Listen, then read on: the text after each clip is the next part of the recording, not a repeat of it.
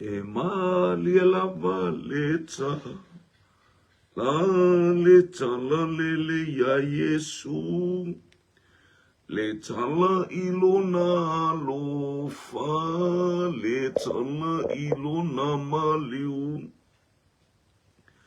Osana, Osana pepe se faali le tala lei.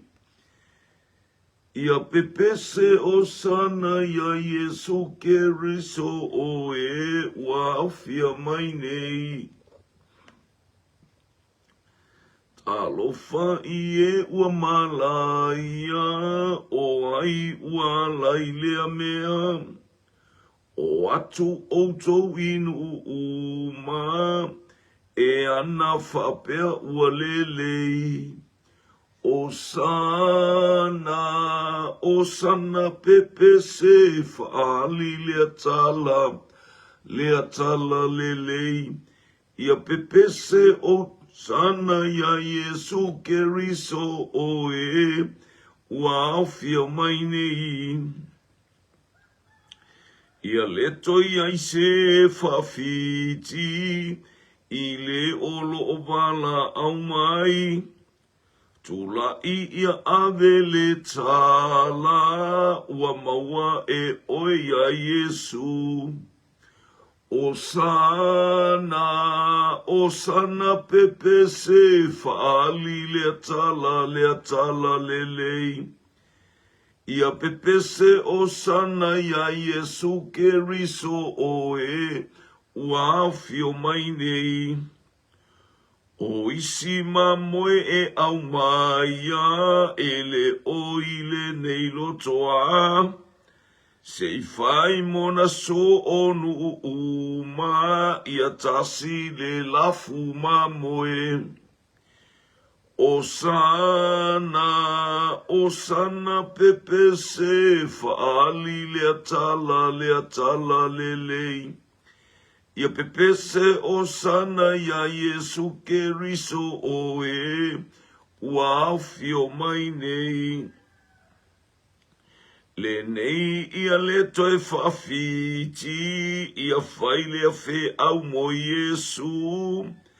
Manatu ilona lofa, manatu ilona maliu. Osana pepe se faali le tala lelei. Ia pepe se osana ya Yesu keriso oe, ua awhio mainei. Ia lava oelo mātou tu mai ni vaenga oli, tai ao mātou pese ma oli. Hallelujah, hallelujah. Malia lava le tala le lei le tala ia te oeke riso. Hallelujah, le tala ila ufadau mai, le tala ila umisiona, ma le tala upua ngama le whaola tangana e saunia ma e sa ilia. Hallelujah, e momoli ai o mātou loto whaaftai mo mātou loto vivi o lena ia whaia le leinga mo i mātou i le bā ma le tamā o i le langi whaaftai tamai le ni tai au. Vi ia lava la ua fio mātou ia i fo i le li ei a matamatango le sapati. Ara mātou wala au le nei wawe au le ia mo le ni tai au. Ia whaamanu lo suafa e le au noto. Ina atu ia te oele vi inga le whaamanu ma le whaane tanga. Vi ia i o mātou loto, patula mātou palanga e whaipesenga. Hallelujah, e wala au ma vivi ina nei tai au. Au a e tatau ia te oele vi inga. Mātou te talo, i lau upule nei tai au, ia fisosori mai, angalelei mai, taita i mātou le a ao labea e o lau fiumale ao taita i le nganga pa ia. Hallelujah, whaia le mea te whina ngalo i nei tai au tau ina ia whao ngai mātou o se mea whai ngā nuenga le whi au tai. Ia whafo ia te o e ta mālevi inga ona o Yesu. Amene, mene. Ia pi ia le atua whatalofa le tai au mātou o whirsu afa manu mano o Yesu ke risolo o tātou le imalo tātou whaola. Ia lama le atua whatalofa sa mora o atu nuu ma le ifo maia, ma la ifa ngunga le lei.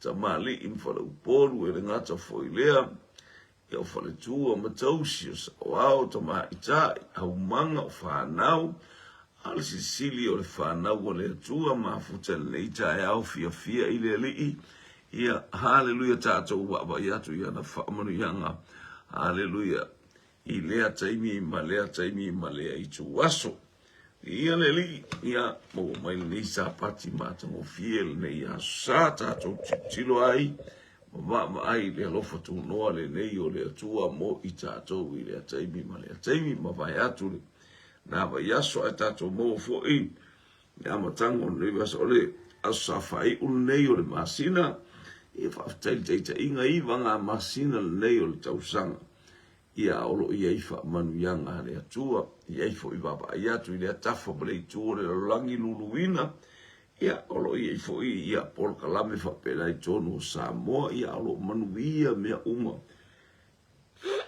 ia baba ai mana sila oi le atali i male afine o le atua ia le jao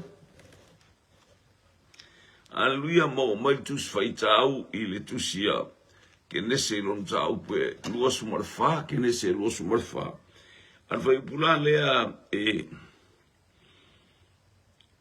tolus fulu male tolu ona laulauina mai ai lea ia te ia o mea ai a ua whape atu o ia o te le ai lava se ia uma ona o tau atu o la ufe au ona whape atu aile o ia, ina tau maia. O te le aila vase uma ona tau atu o la ufe au. Poiso le. Ia le. Au auna le ie ma le whamaoni. Hallelujah. Hallelujah. Au auna le i ma le whamaoni. Uru fale mai e le fia o louali. Praise God. Ole malanga le tangata nā. Ole malanga le au onga apero amonal. Nā lue sa ili mai se awa ma isa ako. Tū maanga ia asa sai tonu.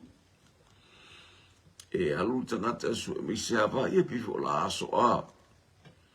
Yo mai ai i ile watu ni tate wa ita mali i o tu la fale su ni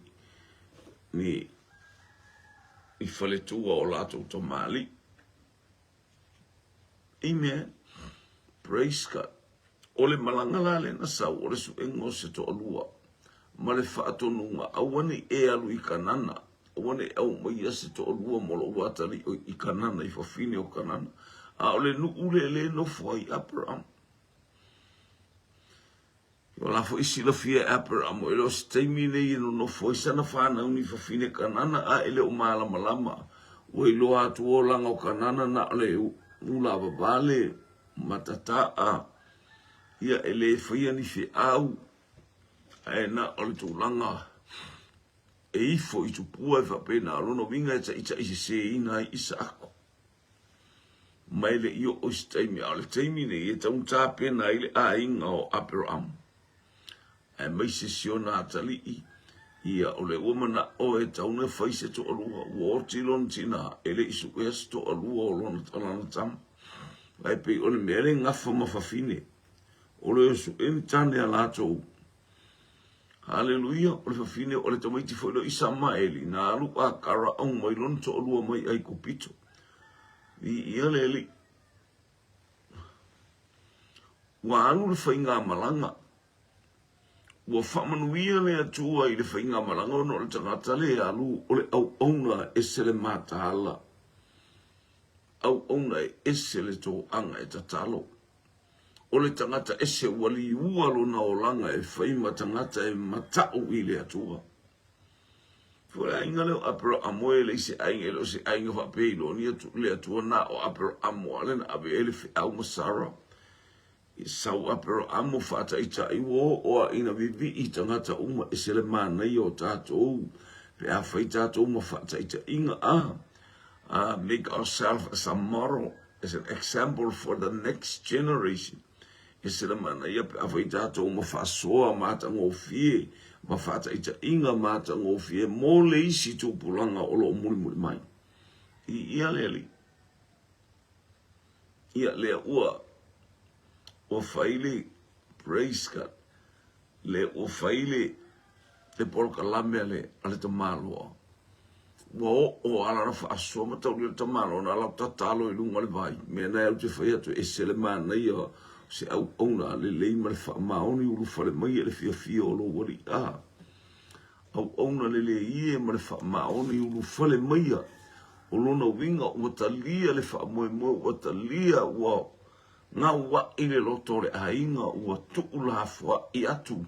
Hallelujah. Aisia i le wa i atu le tangata o se matu wā tangata. Te iloa o matuku mai le tangata, matuo mai lona wha moe pe awai mai a te oe le uso le tua fine le atalii le awa fine le ta maltina le awauna le atua.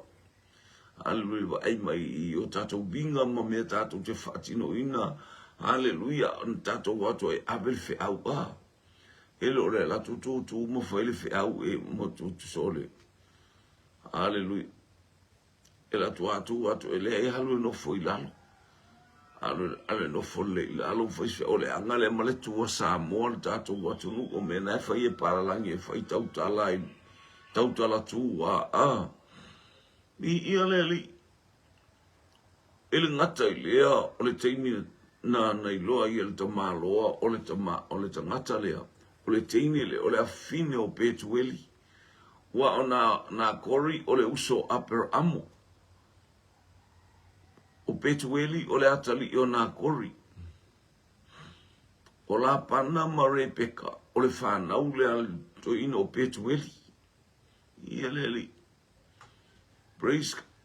O I lele o sau I e sau sa o ala tangata a te ro e pe ata ita I le atua whainga malanga e oa mata mao a inga e leise mea whaapopole ina I tau te tau sa o a ele mea la tātou tu e langa lai e le atua. Hale, lai e le atua whaatasi ma I tātou. Whamai tala lau tu spa I e le tala lau tu se Isaia tosu lima whai upo e wala. Pe wā lea se malanga. Hallelujah. Praise God. E whaamanuia I e ile atua. Ameni. Pewa lea se malanga e le se ele mawhaina se a whai e o I le taita inga. Ta talo mawala au le suafa o le ali. Te tau aveina le suafa o le ali e whaamanuia le atua I lau whainga malanga I lunga le ala. Leanga oi o le tangata mata. O oi o le tangata whaalango I le atua. Si sila mai fafonga o le ali I le ataimi ma le ataimi. I le soifuanga e te soifua ma o wola hei ma tātou wola ia le ali. Ele ngata in ta talo ta malo sau teini e tinti chile no mai teimi asuai vai a teini o le nu. Praise God. O mai asuai ai whamanuia ai le whainga malanga al toi ina lea. Tangulu toi ina whaamau ia whai ia tau lima I ona lima tu'u ia mama I ona lona isu po. Hallelujah. Ufa mama ai le teine le oka. Wa te I la pana il vai meo tamu e atu lona tua fini. E lua tunga ma mea aulu ma mea alesau e asu vai. Tu I lunga la pana ma le tala le teine. O le tangata e sau mai le a inga o apero amo. Hallelujah. Ole, ia haru le atoa. Whawheiloa ima au mai le whale. Tangi wari ta māloa pe I se mese Italia ia mana māloa. Lāpana o le iwi loa lāpana matori o lāpana o le tua nganele o Rebeka e esi o na winga o le ta mao a inga amale o alme mana o I lāpana. O e te whaafeas tangata ona oni o aman ta mao a inga. Ai whaafel tangata ona ua ei loa o le me fina ngalo leo le atua. A wane I ngalo ia te utou o lo tau whaafea o tangata ese. Hallelujah, le lopo o tātou whaafea mai le atua o lo tātou whaafea mai le atua I tonu o tātou ai. Le na whaafea mai e sarama apero amole to I ina na o mai le tai au. Ia e o mai o angiru. mele wata lia ia tangata a ngelu maleleilo. Ole fe au o tele ai la mase ia. Te ia tau atu le fe au na o saue tau atu. Kele watu le utape na me ai wa atu vai vai to ina wa langa umil malanga ngo mai. E mo ila ia la to me ai vai le anga mai le ala. Le o le akoka mela vai tino la ele o se ti o le se no foanga le pe no for fale. O la no foi lunga ka mela fe salutu wa isolo. Aya isele ma na iole. O le tangata e focus lana ma ai ile li ilo na vala awina e te alu e sa ili se a ba ma lo watali ilo ai. Na ave sa o ia le atu. Lau mai le mea ai e whapea e whairoa tala i alta malo. Ona ulu fale lea o le tangata i le fale. Ona tatala ina lea e la pana o kamera. Ma vane au o saito. Ma mea e ai ma kamera. Ma vai fo i e mulu ai o na vai. Ma vai o tangata na o mai maia. Ele la i titi au malanga le na o mai ma. Ma el sarale au na Abraham. Ona laulau ina mai ai lea i a te ia o mea ai wa whape atu o ia. O te le ai lama se ia o uma ona o ta watu la o fe au. Ese le ave fe au le lei. Ese le ave fe au le lei o le tangata. Ese le ave fe au mata ala. Ese le songa o lona mafau fau e tilo ai. Ele o mea ai, ele o mea inu. Hallelujah, le malo le atua. Ele o mea ai po o mea inu le malo le atua. Praise God. Hallelujah. Ale, oli. Ole lofa male ami o tonu. Hallelujah, praise God.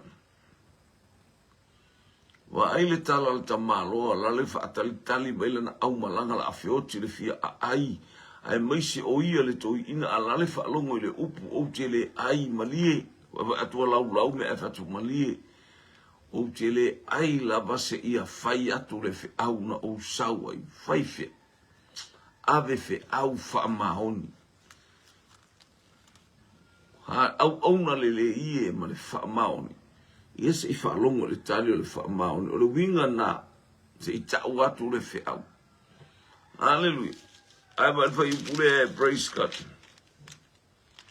Hallelujah.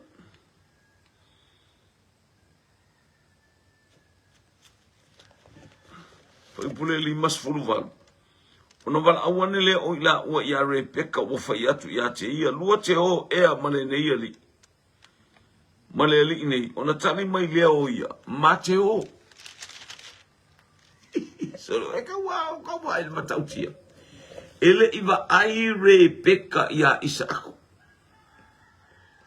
Ele i tilo pepe i le tangata. A ole ngā ioinga, aleluia, ale au na lea. Maila mai lunga o le vaina la feiloa ia i male tamaloa. Ofu atu le tamaloa ia te ia. Ia le o amani tamao a inga e ala i ona taurima mana te unga. Ua matu a wha amali e ina le loto le teini. O le ano i o mea o ka mela e se furu na sauma le au na o lo o iai te unga ma le o amani tamao a inga e ofo atu. Mo le tamai tai e tā pena atu ai ia isa. Wa lama lea ma ai le teini. Ma ai i le winga o le tamaloa, ma ai i tala tamaloa, mai o te le ai. O te le ai se ia o taula o fe au. Ua inoa le teine le amana ia te le o ia. A fai o le a inga le o le a nofo ai. O se a inga manuia. O se a inga faalo alo. O se a inga tau safia. Ele iwa ai i mata o le a inga. A ua lama le au na. Hallelujah. Ma mea na sauma ia ua toa toa ilo na loto a toa le tari tonu malo na whamoe me pa o le tala ruta. O le mea e te oti ai, o te oti ai. E whai lo watua mo watua. Whapena umasa afi o finga o le teine. Hallelujah. Ai le iwa ai i le tama, po le tama anoa lea e sa uni la te whai poipo. Ua lava le ngā ioinga. Hallelujah. Ale au auna ua tilo i aima pa ai i le whaamaoni ma le mai ae ale leio na tāpena. O le matu a whaamali e ina o lona ainga. O le matu a whaamali e ina o lona tina ma lona tuangane ma lona tama. Hallelujah. A o whesanga i ma le au auna. Samoa. Te ilo le au ina mai o le au auna o le anganga pa ia, ia te oe, ia te a. Na sawe tā pena i tā ua. Na sawe u tāpatapa i tā ua i le whaau unga. Hallelujah, le whaau unga le na whaau ua i e seta le taimi o tā pena to ai tai tele ni teine aurele. Ai ese a le whaau unga na ba aia e tangata i a. Ia e seta o sa vali atu a. Ia e seta. E ese a le la le tasi i le ba aia le tupu. Le whaau unga le ai tu tonu ia te i tātou e au mai e le anganga pa ia. E tā pena ia ue tā pena i tā ua i le lale lei ma le matango fio le atua. Hallelujah. E whaia i tā ua matangata e val au lia e le auru fale maia i le fia o lo wali. E whi au le nei tā e au uru fale maia. Eisea. Praise God. Ua tā iai le tausama anga le tamai mai fea. Hallelujah. Ua i oe lo loto matali tonu o tātou loto tātou te lei wawa ais tangata ingo ia Yesu. Nā o le tala le tātou te whapeane. O lo ua oailo oina whaia o le atua. O ailo whaola o Yesu. Ai se awa e whai mai ei o Yesu lo whaola. Ona o tāpena penanga le anganga pa ia te i tātou. I le whaamaoni o le anganga pa ia. Hallelujah, na te tala maia le lale lei o keriso. Hallelujah, mea na whaia keriso. Oe le tangata ngasala, oa une tangata ngasala, o tā ua o tangata whaale tonu. Ua fio mai le anganga pa ia e teu ma wha le lei ma wha mata ngofi. Hallelujah, lau sāwalinga tā te sāwale atuai. A o whaatali mai le langi ma le ola e whaavau. O te le ai la vase ia ta ula o feau. Fai mai Yesu satani ele na o mea ai e ola i tangata. Te lo le mea ai o le mea le na sengi e satani ba me ese satani le pule a wha manuyanga mai a tamuma eva. Ua sau ia Yesu aya ale ko tala mai ele anganga pa ia mwhai loa mwha manino. Ua o ina nei lo satani le sona bano watu imo momo pe o le tala le tuspa e fa na le tamana te tu imo momo lo lu ale na tu wa il sata ro keriso. Hallelujah, fa sa taurino keriso tu. Hallelujah, le mena tanu esta vita le ulu koriata na tanu. Hallelujah, ile ayo Jerusalem o i tonu ana fa tu wa il sata ro Yesu keriso. Wa e manu malo, wa o manu malo. Wa ia te oele wala au na lelei ma le wha maoni unu fale mai aisi awa e manu malo. Le ale fia lo wata lia lau. Lo fotu wa imai. Wata lia le mana onga, hallelujah. Ia le li o le nganga pa ia te oe. Taimi tā te wha mawala lalo ai, taimi tā te salamoa i mea se o tātou whai. Tātou te fo i atu. O lo whaatali le nganga pa ia te oe. O lo whaatali le nganga pa ia te oe. O se mainga oli ma le fia ina o whaalongo atu le tamano. Se i fesili atu ia Rebeka. Se i fesili aisea. Le ango lo walu le malo le atu wai le avea oi le loto o le istangata. Ele avea oi le loto o lo tuangane po lo tina po lo tama po lo whaifiau. E ave oi lau filifilinga sa o loto fai mai Rebeka. Mateo, maletanga, aisea o le loto ua whaamalie ina. O le loto ua tumu i le oli.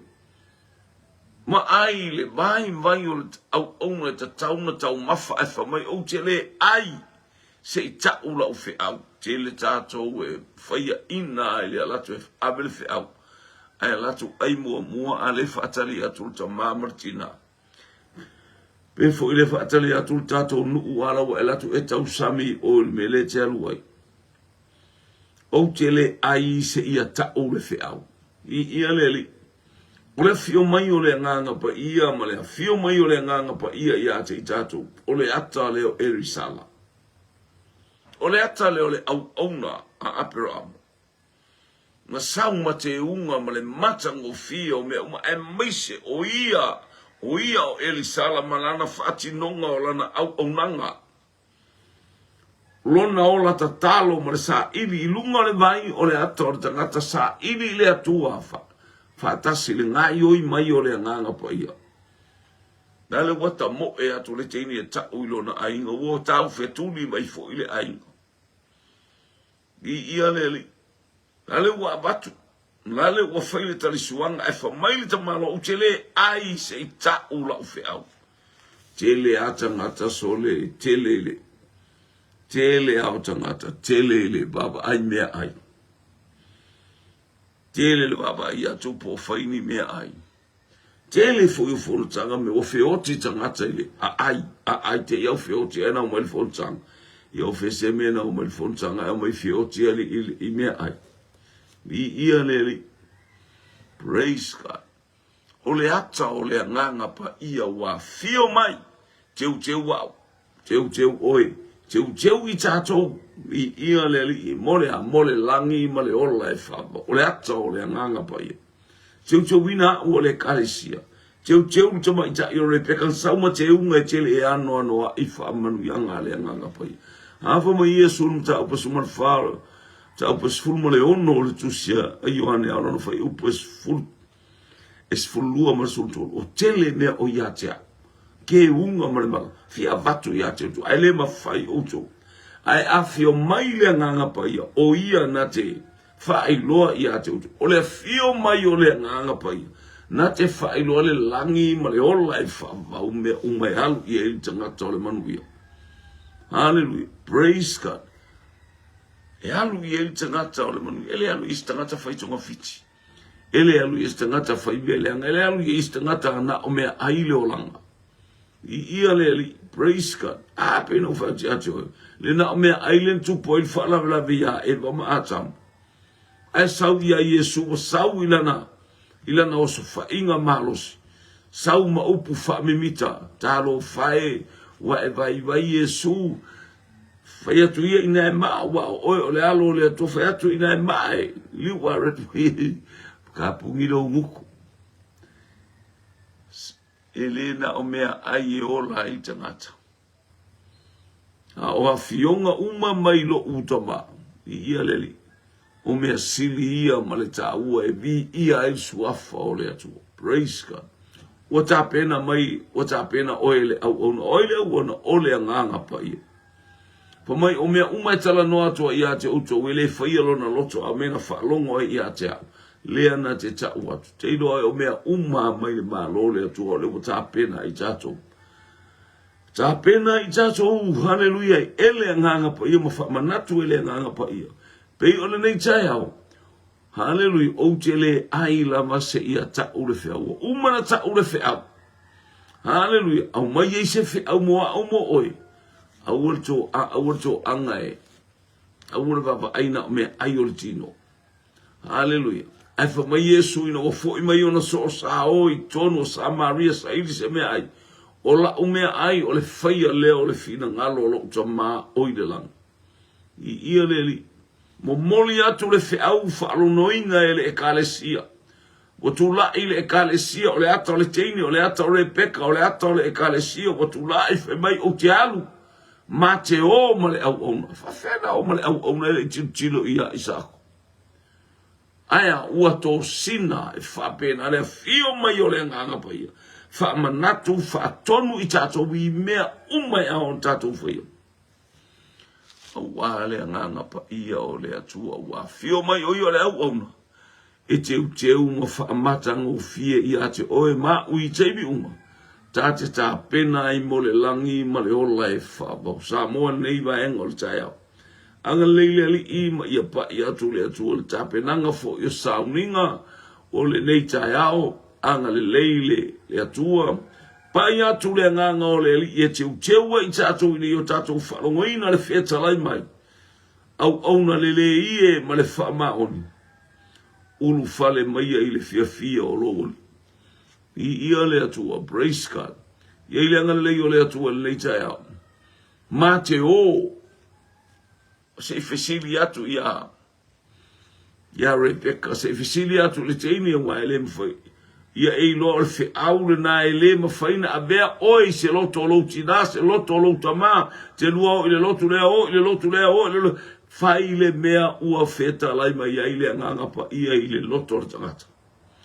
Le mea I le saolotonga ma le whamaoni mai le atua. Hei le anga lei o le atua. Tā pena e lei tae au, ina ua feta lai le angangapa ia I lo loto. Teu oe le ekalesia ele o te unga ele o vali lau ngutu ele o le ulu e pem po aitu ai ngā whai le ulu ma vali lau mata o amea umfa pena.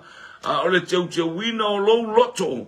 Ia sila le ali I o. A wao fonga I Jehova o lo fetau fetuli a I le lalolangi O lo si sila fo I ona fonga I a te ilato o e sao lato loto. Ai alo ese I a te ilato o e a mio le anga. Whamanu ia mai le atua I a te oile le tai au. Feta lai ke riso, hallelujah, au auna le le ie ma le whamaoni. Ulu fale mai ai le fia o lowali. Whafteita mai le le tai au. Whamanu ia lo ainga ma o tangata pa ia. Hallelujah, le fio mai o lo wanganga pa ia e teu I a te imato I lea taimi ma lea tuasu. Fo ia I o mato loto whamanu mo mato loto vi I whapeani atu mau I a te oe le atua poto ma le atua sili eske. Le atua oe o le langi ma le langi le vi inga le whamanu ma le wharetang. Le neita e au e oi le whavavau lau. Whamanu ia upenga te whailangi mato mafuta I le atafa ma le itua le lalolangi. Whamanu ia atu au tangata ona o Yesu. Amene, ma amene. Yele, tu mau le tua le vi inga. Amene, ma amene. Au ona tau tua mo oe. Hallelujah, sa moalo ua tulu umale nganga wha mauralo. Amene, ma amene.